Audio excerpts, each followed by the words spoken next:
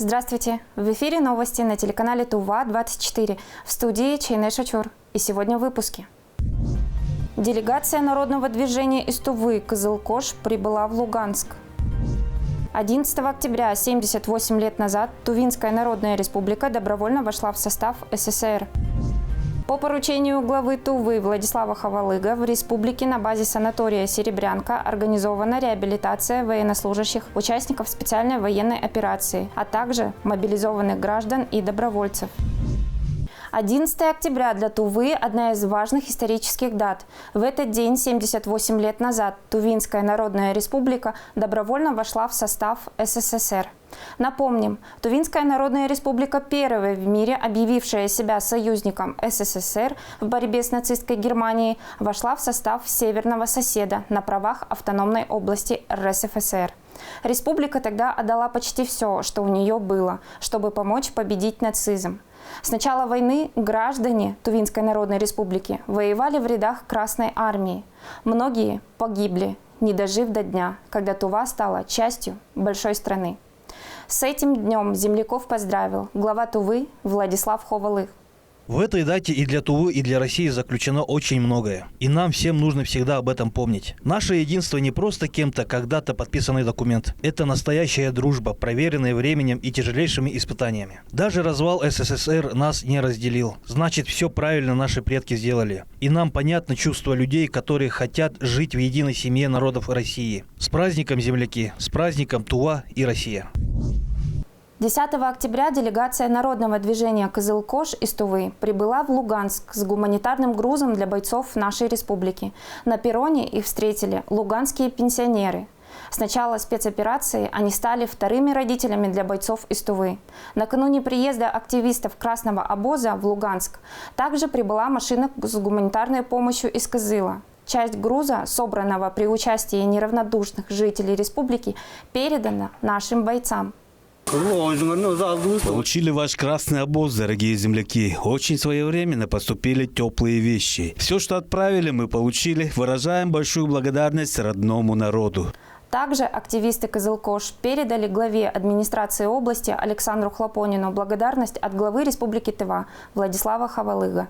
Мы вчера им уже передали часть груза, это теплые вещи, медикаменты, мясо. Со вчерашней ночи мы начали уже лепить пельмени, чтобы кормить тех ребят, которые сюда приезжают. Вчера еще передали часть груза на передовую. Сегодня ребята уже выехали туда рано утром.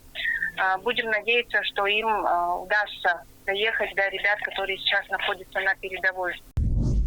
В Туве продолжается сбор гуманитарной помощи для мобилизованных граждан. Кызыльские врачи не остались в стороне и собрали средства, чтобы приобрести обмундирование, теплые вещи и предметы тактического пользования при боевых действиях для военнослужащих.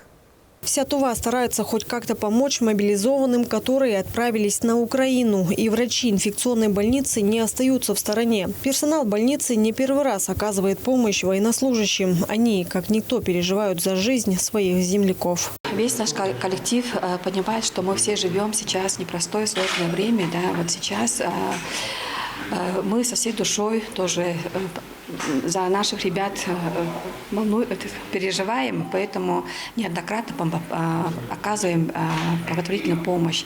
На этот раз мы решили, сейчас впереди зима, закупить зимние теплые вещи. В этой процедуре участвует у нас весь коллектив, начиная с хозяйственной службы и заканчивая врачами. На одного человека приобретено зимние спальные мешки, свитера, шапки, теплые носки, качественные кожаные ботинки из овчины. Помимо вещей закупили и предметы, необходимые для ведения боя. Купили 15 комплектов раций, биноклей. Рации выбирали по совету ребят, которые уже там участвуют.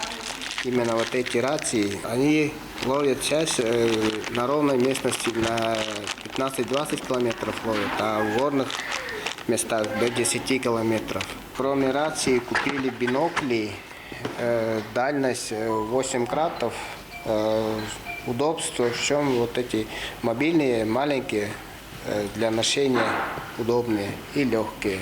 Также купили фонарики налобные, чтобы руки постоянно свободно были.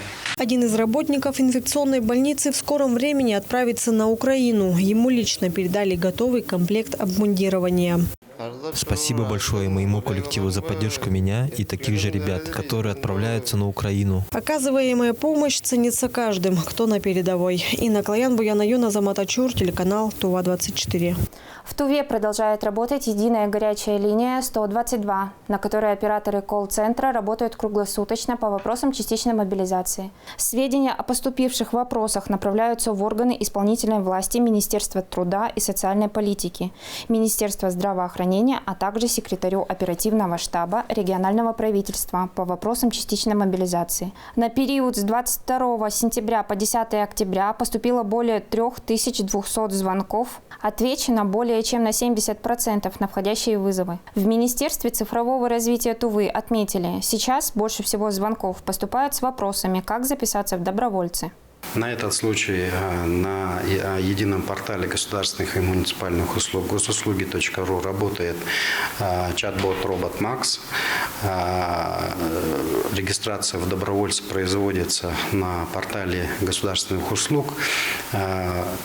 Почему на портале? Это подтвержденная учетная запись, то есть гражданин является не анонимом, да, он может, у его паспортные данные все подтверждены на портале госуслуг, поэтому его заявление является юридически значимым обращением. Поэтому также робот Макс и чат-бот, он также работает и по жалобам.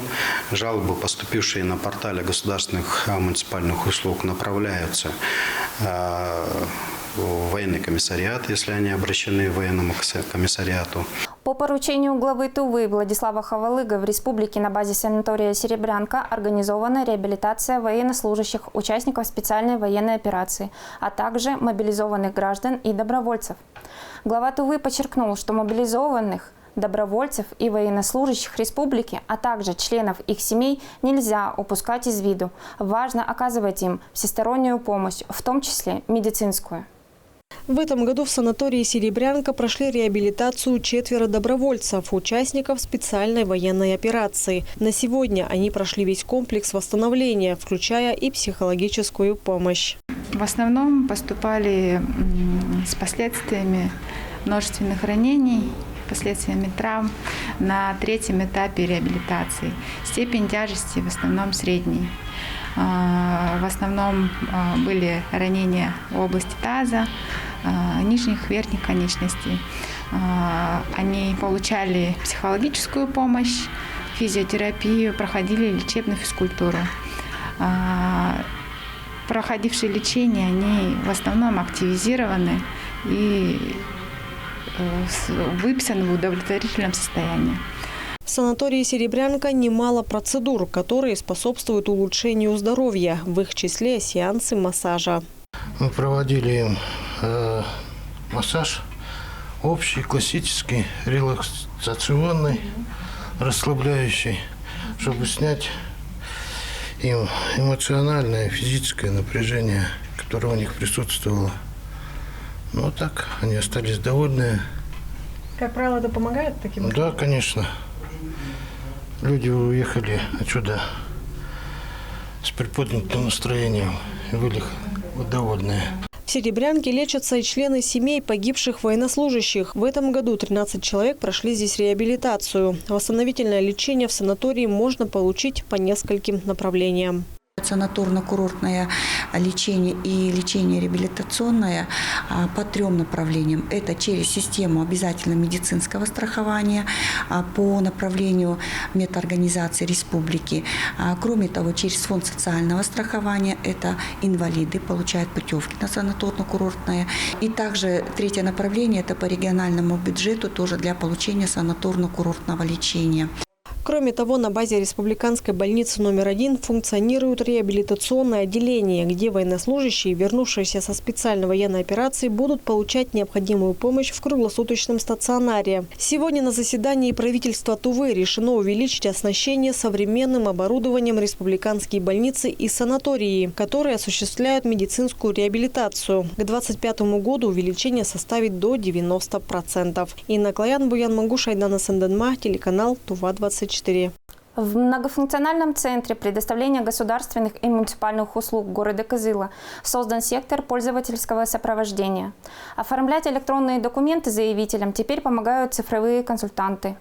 В рамках пилотного проекта в столичном многофункциональном центре создан сектор пользовательского сопровождения для получения госуслуг в электронном виде. Он рассчитан на 4 рабочих места, оснащенных компьютерной техникой, позволяющей воспользоваться основными государственными интернет-ресурсами. В секторе пользовательского сопровождения граждане имеют возможность без предварительной записи, без ожидания в очередях сразу подойти самостоятельно государственные услуги. До этого заявители проходили определенные процедуры, такие как предварительная запись, ожидание в очереди, заполнение каких-то бумажных заявлений в окнах приема и направление, соответственно, в ведомство. Оформлять документы посетителям в секторе пользовательского сопровождения помогают цифровые консультанты, которых легко узнать. На них надеты яркие жилеты красного цвета. При необходимости специалисты окажут посетителям консультации по услугам, переведенным в электронную форму, помогут оформить заявление и получить госуслуги через федеральный или региональный портал. В основном у них заявители забывают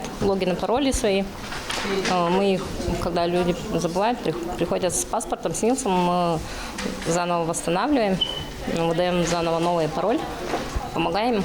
В рамках пилотного проекта цифровые консультанты будут помогать заявителям в получении более 20 электронных услуг. В частности, в электронном виде можно подать заявление на выдачу справки об отсутствии судимости, зарегистрироваться по месту жительства, оформить пособие на ребенка и так далее. В будущем перечень будет расширяться. Приложения все там тут есть, можно в электронном виде сама можно получить. Создание секторов пользовательского сопровождения – это новый подход в работе многофункциональных центров. В будущем подобные секторы могут появиться и в других филиалах МФЦ Республики Тува. Чинчика Шпуко, Владимир Сюртюк, Айдана Сенденма, телеканал ТУВА-24.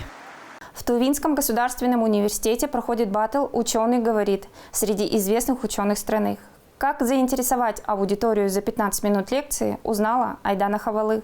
Лекции о науке остроумно, коротко и доступным языком. Даже за 15 минут можно узнать, как наука влияет на твою жизнь. Спикеры из Москвы, Саратова и Ульяновска показали студентам ТУВГУ, как выступать ярко и емко. Тема проекта «Экология». Как сделать так, чтобы действительно аудитория почувствовала интерес к тем знаниям, которыми щедро делятся лектора. Интереснее воспринимается, когда практически твой ровесник, может быть, чуть-чуть старше, делится своими знаниями. Я, будучи студенткой, сама была одним из лекторов общества знания. 3 раунда по 15 минут. На каждом из этапов слушатели аплодисментами выбирают лучших, и в конце остается победитель.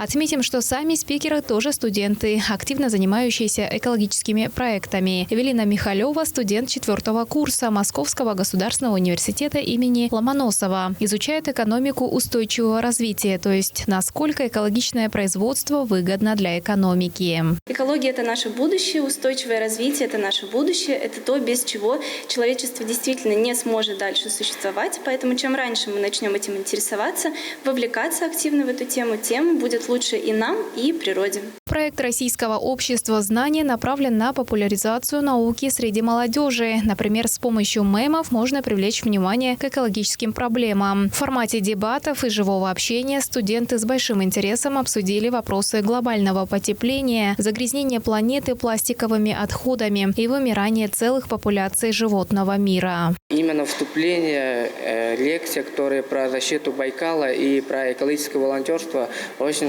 такое познавательное было. В прошлом году и в этом году мы участвовали как раз в таких всероссийских акциях, которые «Щетка сдавай», макулатура, про электробатарейки. Желающие стать лектором могут подать заявки через сайт Российского общества знания. Для этого необходимо записать свою лекцию на выбранную тему. А сегодняшние спикеры продолжат свой маршрут в Хакасию, Иркутск и Красноярск. Хайдана Хулу, Чайхан Дунгак, Азамат Очур, Тува-24. В эфире были новости на телеканале Тува-24. В студии была Чайнеш Очур. До новых встреч!